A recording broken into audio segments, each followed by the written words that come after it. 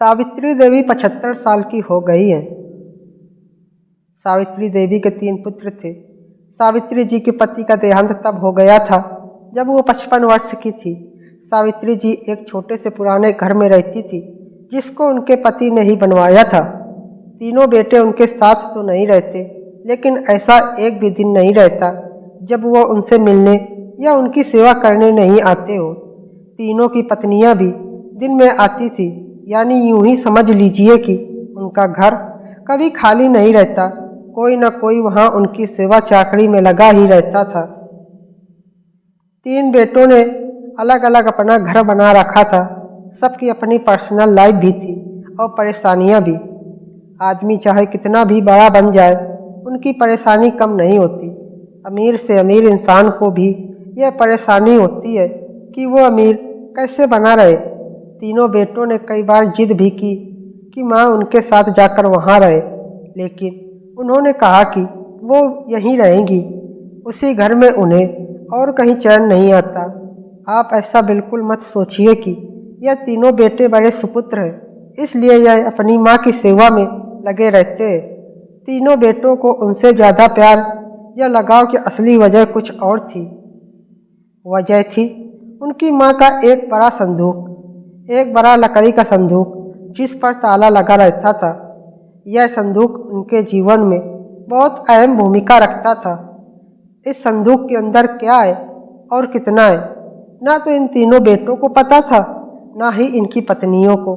जब से पिताजी गए हैं, माताजी को इस संदूक की रक्षा करते देखा है, इसलिए इन सभी ने अपने अपने अनुमान लगा रखे हैं। ना ही अनुमान, बल्कि इन्होंने तो एक आस लगा रखी थी कि इस संदूक के खुलते ही यह क्या क्या करने वाले हैं। सावित्री जी उस संदूक को छोड़कर कभी नहीं जाती, कभी जाती भी तो अपने कमरे में बड़ा ताला लगाकर ही बाहर निकलती। वो सिर्फ थोड़ी देर में ही वापस आ जाती। 3 बेटों और उनकी पत्नी की उस संदूक पर नजर न जाने कब से थी। सब ने अपनी अपनी तरफ से अपनी अपनी कोशिश भी करके देख ली माँ को अपने साथ अपने घर ले जाने की, ताकि माँ के साथ उनका संदूक भी वहाँ से हिल सके। और फिर जाहिर सी बात है, जिसके घर में माँ रहेगी उसका संदूक। लेकिन सभी एक दूसरे की काट करते थे। इसकी कृपा है कि माँ के आगे पीछे माजी करते न सिर्फ बेटे बल्कि बहुएं भी चक्कर लगाती रहती थी। लेकिन सावित्री जी भी भली भांति अपने बेटों को समझती थी। वो जानती थी कि उनकी इतनी सेवा क्यों हो रही है। उनकी सेवा उनके संदूक के कारण हो रही है। उन्हें पता है, जिस दिन यह संदूक इनके हाथ आया उस दिन उनका मूल्य कुछ भी न रह जाएगा। तीनों भाइयों और उनकी पत्नियों में यह बातें थी कि माँ के पास न सिर्फ उनका सोना है, बल्कि उनकी सास का सोना भी इसी संदूक में है। माँ इसलिए इस संदूक को इतनी हिफाजत करती हैं। सभी अपनी अपनी कहानियाँ बनाकर बैठे थे। किसी का दावा था कि उन्होंने संदूक को एक बार उठाकर देखा है, वो बहुत भारी है। माँ के कमरे में इन बहुओं ने कई बार सफाई के बहाने संदूक के पास जाने की कोशिश की, लेकिन माँ जी ने उन्हें बार बार टोका और कहा कि इस संदूक से अभी दूर रहो। समय आने पर इस संदूक में क्या है तुम्हें अपने आप ही पता चल जाएगा। आखिर माँ की बात कौन टालता, और वो भी अभी तो कोई भी नहीं। बस उस समय के इंतजार में यह सब माँ का अच्छा बेटा और अच्छी बहू बनने की कोशिश कर रहे थे। रात में कोई न कोई माँ के घर में जरूर रुकता, लेकिन माँ जी उसे अपने कमरे में सोने नहीं देती थी। इस तरह सावित्री जी ने इस संदूक के सहारे 20 साल निकाल दिए। एक दिन माँ जी की तबीयत ठीक नहीं थी। अक्सर जब तबीयत बिगड़ जाया करती थी तब उनके बेटे उन्हें अस्पताल ले जाने का कहते थे, लेकिन वो उसके लिए भी राजी नहीं होती थी। वो कहती थी कि डॉक्टर को यहीं बुलवा लो। उनके बेटे ऐसा ही करते थे। इस बार जब उनकी तबीयत खराब हुई तो डॉक्टर ने कहा कि उन्हें अस्पताल में एडमिट करना ही होगा, वरना उनकी हालत खराब हो सकती है। और फिर उम्र भी बढ़ती जा रही है। आखिर कब तक यह शरीर साथ देगा। डॉक्टर के यह जवाब देने पर तीनों भाइयों को दुख से ज़्यादा उत्साह दिखाई दिया। उनकी पत्नियों की आंखों की चमक साफ दिखाई दे रही थी।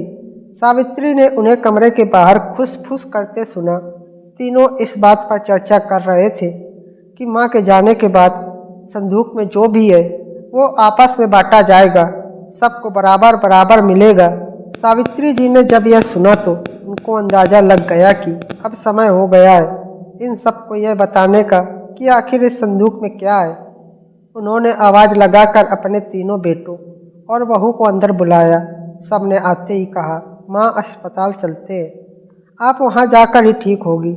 माँ ने कहा कि पहले वो जान लो जिसके लिए तुम सब इतने सालों से चक्कर लगा रहे हो, उसके बाद तुम्हारी मर्जी।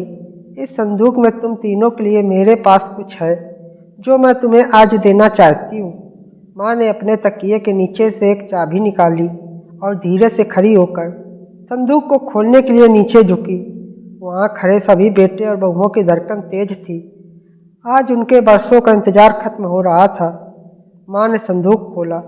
संदूक में 3 अलग अलग कपड़ों में लपेट कर कुछ रखा हुआ था। सबकी आंखें बड़ी आश्चर्य के साथ उस संदूक की ओर ही थी। माँ ने कपड़े में लपेटा हुआ सामान आकर उठाने को कहा। तीनों बेटों ने एक एक सामान उठा लिया और उसे खोल कर देखा। कपड़ा खुलते ही कमरे में मौजूद हर एक इंसान का मुंह फटा का फटा रह गया। उन कपड़ों में से निकला एक भारी पत्थर। तीनों के हाथों में था एक एक पत्थर। यह क्या माँ, इतने दिनों से तुम इन पत्थरों को संभाल कर रखी हुई थी और हमें बेवकूफ़ बना रही थी। हमने सोचा तुमने गहने संभाल कर रखे हैं। माँ ने कहा, मैंने तुम्हें कब बेवकूफ़ बनाया, और गहने तो थे, बहुत थे, लेकिन कब किसके लिए कितने बेचे इसका मैंने हिसाब नहीं रखा। जब तुम्हारे पिता आखिरी समय में थे तब हमारे पास कुछ नहीं था। तुम तीनों ने शादी के बाद ऐसा मुंह फेरा, क्या तुम्हें पता है कि किस अभाव में उनका अंतिम समय गुजरा? पर उस समय भी उन्होंने तुम्हें कुछ नहीं कहा। उन्होंने उस समय भी मेरा सोचा। उन्हें पता था कि उनके जाने के बाद उनके बेटे मेरे साथ भी यही करने वाले हैं, इसलिए उन्होंने मेरे लिए इस संदूक का उपाय खोजा। देखो कितना सही उपाय दिया था। तुम लोगों को बेवकूफ़ बनाना या तुम लोगों से सेवा करवाना ना उनका मकसद था ना मेरा। वो चाहते थे कि उनके जाने के बाद मैं अकेली ना रहूं, बेटे मेरे साथ हो, मेरी आंखों के सामने। बस यही इच्छा थी। अब मैं शायद ज़्यादा ना रहूं, इसलिए मैंने तुम्हें सच बता दिया। सभी बेटे बहू अब कमरे से बड़बड़ाते हुए गुस्से से निकले। करीब 1 घंटे तक माँ के कमरे के बाहर ही सब एक दूसरे पर अपना गुस्सा निकाल रहे थे।